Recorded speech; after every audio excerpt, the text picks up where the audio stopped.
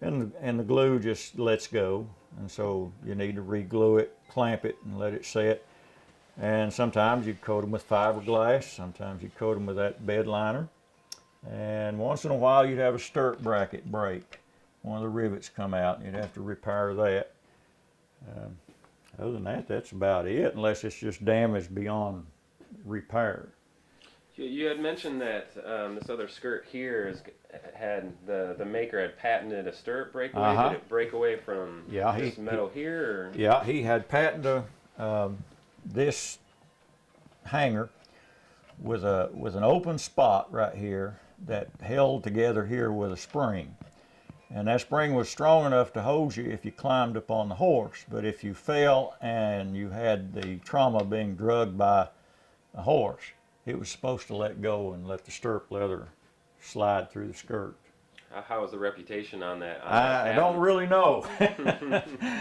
You know, an English saddle has the same thing. A good cutback saddle will have a little bar that sticks up, and that stirrup leather will turn it down so it can come off. I guess that's one of the things that frightens me most about riding a horse is getting caught in a stirrup.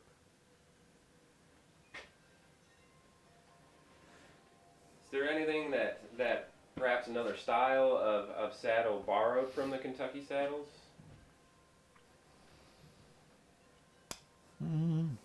I don't know. There's a lot of companies out there now that produce plantation type saddles. They call them plantation saddles.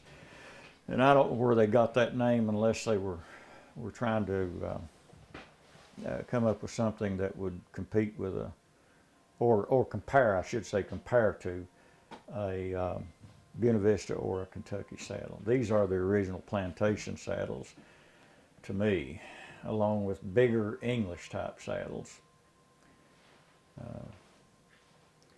And there's some companies out there making what they describe as plantation saddles. But to me, a plantation saddle has the ability to spread your weight over a wide area, so you don't have so many hot spots or pressure points, and protects your horse. And that's the basis of a plantation saddle. To your knowledge, have the Kentucky or plantation saddles kind of made it overseas and are used Don't know. globally, or? I don't really know. There was quite a bit of interest. Several years ago, there was an article. I used to read some horse forums. Rocky Mountain had a forum. Rocky Mountain Horse had a forum a few years ago, and there were some people up in the Northeast who had discovered these saddles. And man, they were just amazed. They describing them as the Cadillac of the saddle, horse saddle. And I know I checked it every day just to see comments that they made about these saddles. You know, there's times I really wanted to type in a comment, but I refrained from doing that. Well, what kind of comments would you have made? Well, you know, they would get ideas, I guess, from about different makers, and maybe somebody had told them something that I didn't think might not be totally correct. And kind of have an example of some of those? no, I can't remember. I really wouldn't want to get specific with it, but. And another thing, I kind of wanted to let them know there were other people out there who already knew about these saddles. You know, that they hadn't really discovered something that we hadn't known for quite a while.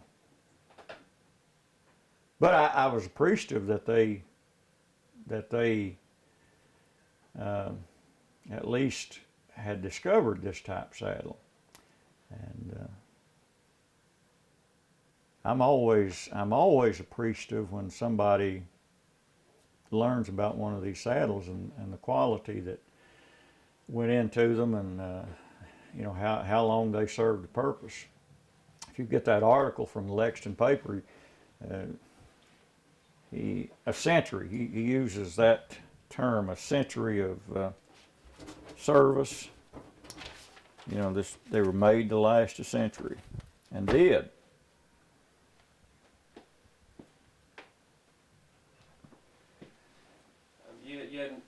mentioned a comment about the World's Fair, the 1893 Columbian Exposition. Yeah. How often are those? Every 4 years or? How do they space every them? few years for quite a while. They kind of varied in time depending on the trends of the period. But the 1893 exposition was the big Chicago Columbian Exposition. That would have been about the time that Minihan would have been an accomplished but young saddle maker.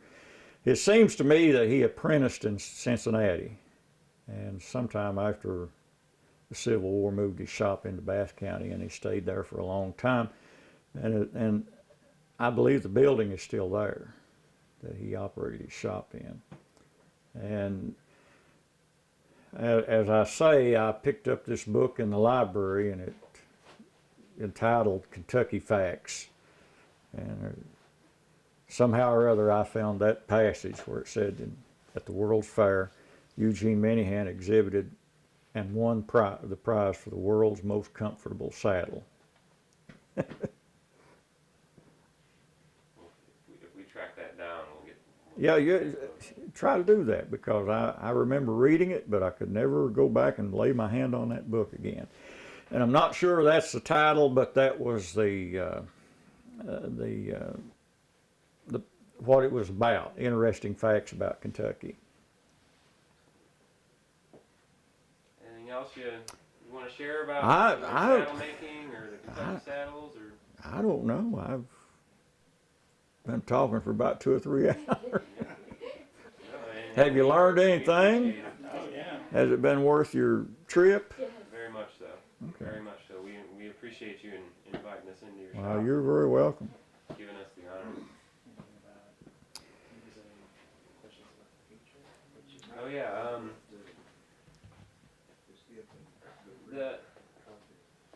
The future of saddle making, kind of, you had mentioned earlier that the horse industry and saddle making seems to be in somewhat of a decline. Is there anything that you've seen recently that kind of might be some indicators of? I mean, there's kind of Kentucky craft revivalism, for instance. Well, I'm a little bit out of the loop. If you're around universities, you might be able to pick up some on that. I haven't seen a resurgence in the interest in crafts myself, but I'm a little isolated and a little away from what's going on. I'm here and I'm retired and I'm not out and about like I once was. Some of the universities there may be some more interest. But we've had a tough economy for 7, 8, 10 years, and it seems to me like that one of the things that always suffers in a slow economy is the horse industry.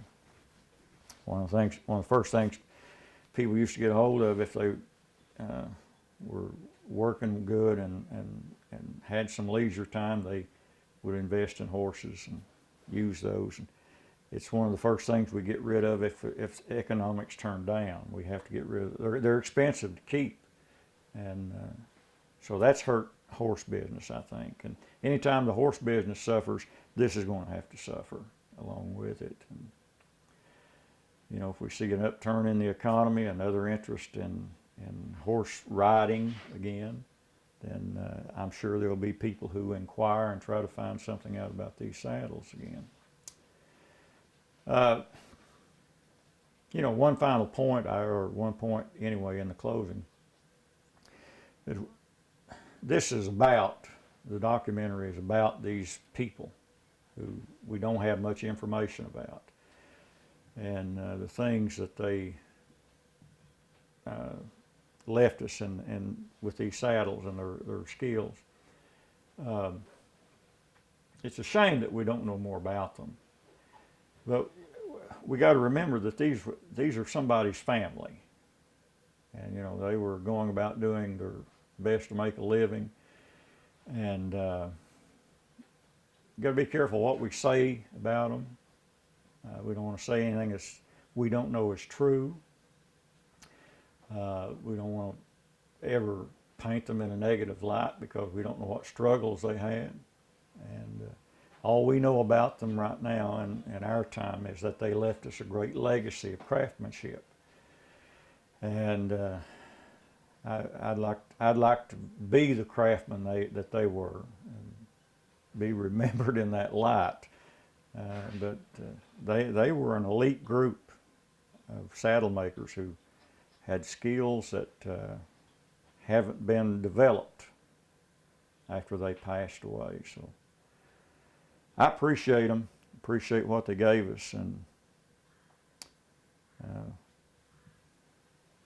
I'd like to learn more. I'd like to see some information put together that's accurate, that we can point to and say, this is true about this saddle maker, and this is true about this one, and something we can put down and keep.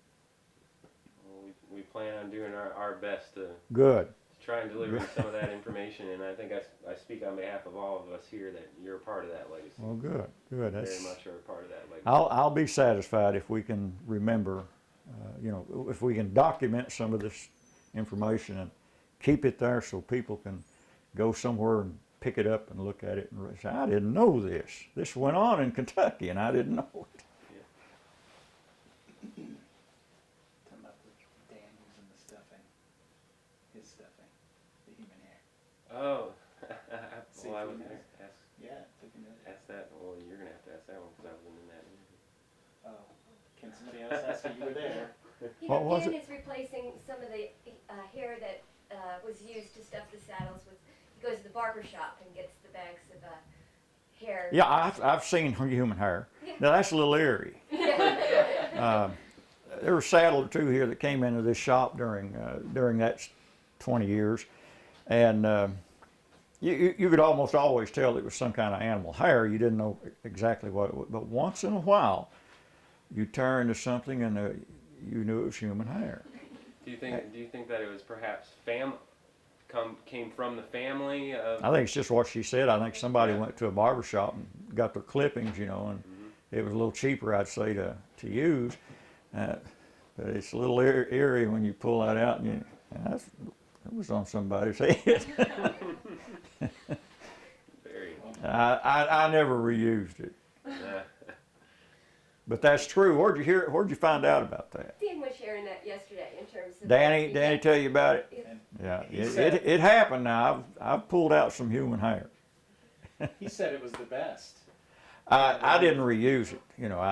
It was just a little bit. I don't know. There was something about it to me that didn't. That's one thing too. You can talk about. You can talk about old craft and the things that they did. But we have some advantages today. We've got thread that they didn't have.